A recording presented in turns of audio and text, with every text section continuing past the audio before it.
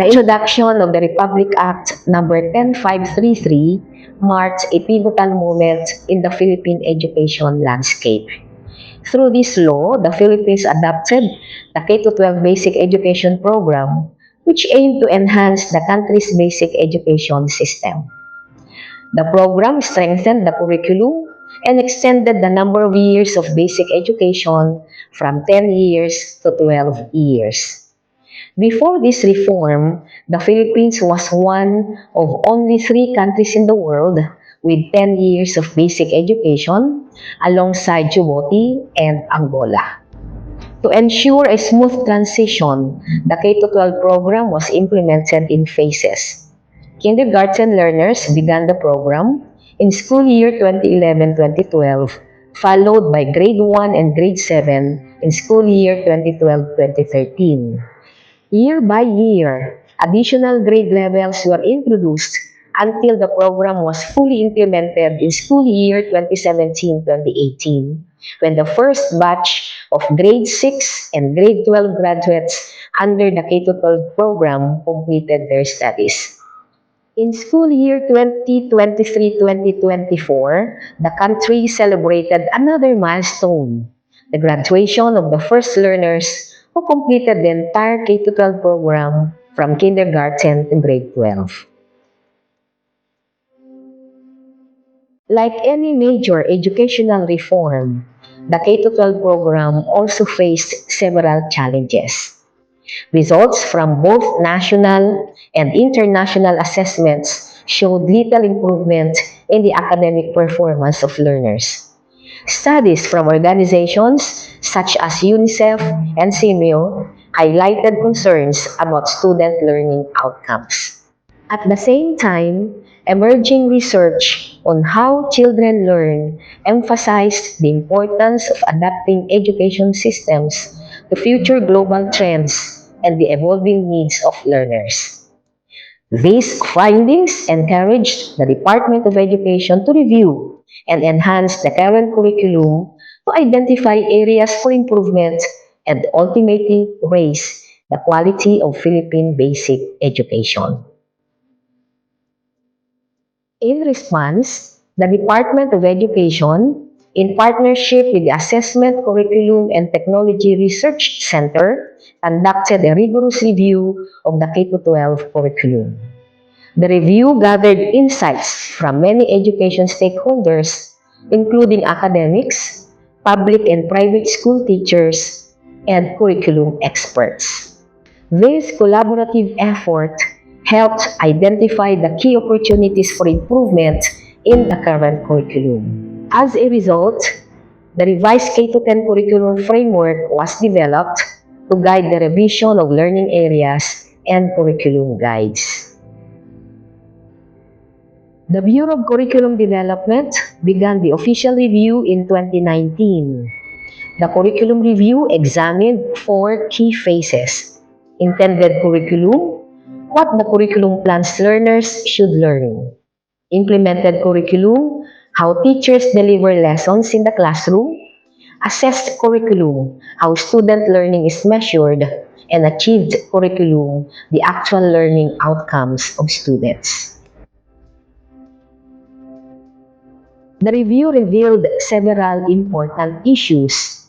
First, the curriculum was too congested. Students and teachers struggled to cover all the learning competencies within the limited time available. Second, some learning competencies were misplaced. Prerequisite skills were not always clearly identified or sequenced properly. And third, there was an imbalance in cognitive demand. Foundational skills in the early grades, especially from kindergarten to grade 3, needed stronger emphasis. In addition, results from international assessments and benchmarks from countries such as Singapore, the United States, and Australia highlighted the need to improve educational outcomes for Filipino learners. Following the review, the Department of Education began a curriculum revision process. The process lasted 1 year and 5 months, from February 2022 to July 2023. This process included developing shaping papers and curriculum guides, validating the documents, revising the content, conducting public review, and finalizing the curriculum. For the first time in Philippine education history, curriculum documents were shared publicly to gather feedback from education stakeholders. The revision process involved a wide range of collaborators. This included experts from leading universities such as University of the Philippines, Ateneo de Manila University, De La Salle University, University of Santo Tomas, Philippine Normal University. It also involved DepEd teachers and school leaders, private schools and education organizations, civil society groups, industry partners, and international education experts. This collaborative approach ensured that multiple perspectives shaped the revised curriculum. A total of 4,843 respondents, including students, teachers, school owners, government agencies, and organizations, participated. The results showed a 96% public approval rate for the general shaping paper. Respondents agreed that the goals of the curriculum were clear and competencies were appropriate for learners. The curriculum strongly focused on literacy and numeracy. Feedback from the public review was carefully considered, leading to further improvements in the curriculum. The curriculum revision followed several important learning principles. First, learning is not possible in an overcrowded curriculum. Second, learning competencies must be age appropriate. Third, learning builds on prior knowledge, wherein students learn new concepts based on what they already know. And finally, learning progresses step by step, where complex skills are built upon foundational skills.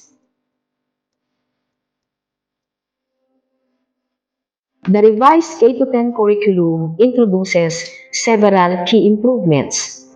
Decongested curriculum with fewer learning competencies. A stronger focus on literacy and numeracy in kindergarten to grade 3. Balanced cognitive demands across grade levels. Clear integration of 21st century skills. Reduced number of learning areas in early grades. Strengthened values education through GMRC and values education and integration of peace education concepts. One major reform is the reduction of learning areas in the early grades. For example, grade 1 now has 5 learning areas instead of 7, including language, reading and literacy, mathematics, makabansa, and GMRC.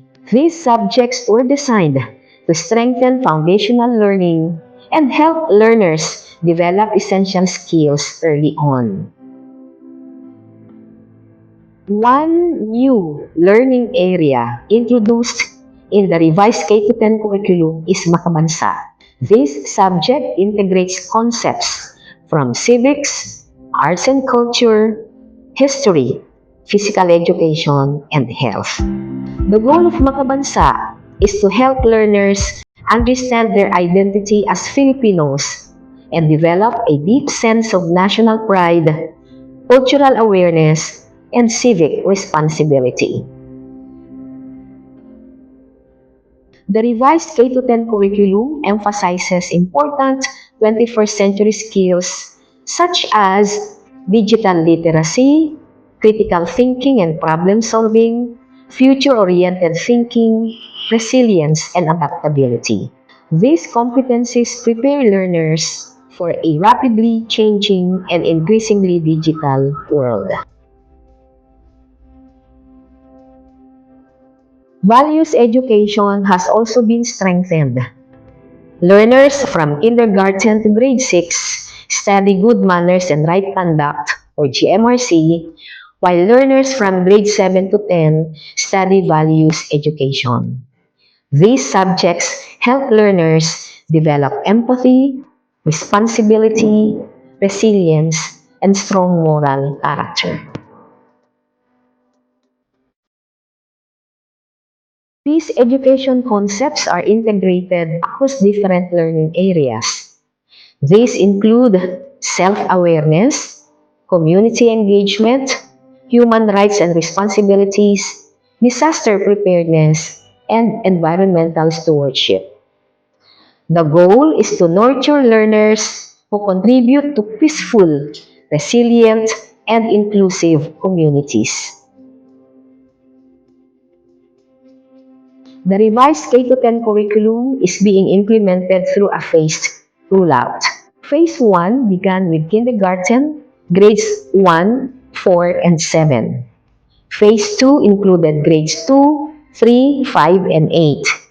The final phase will cover grades 6, 9, and 10, completing the nationwide implementation. Teacher training, learning materials, and stakeholder engagement continue to support this transition.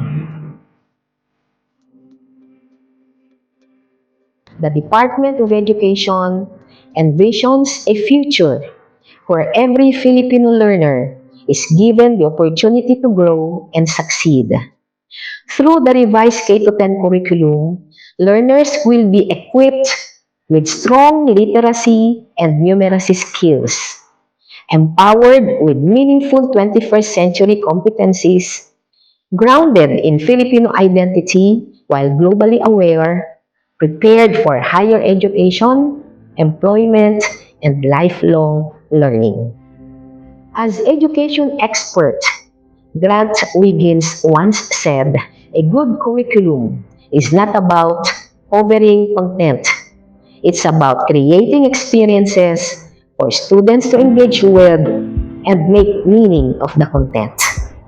When learners actively engage with learning, they develop deeper understanding and lasting knowledge.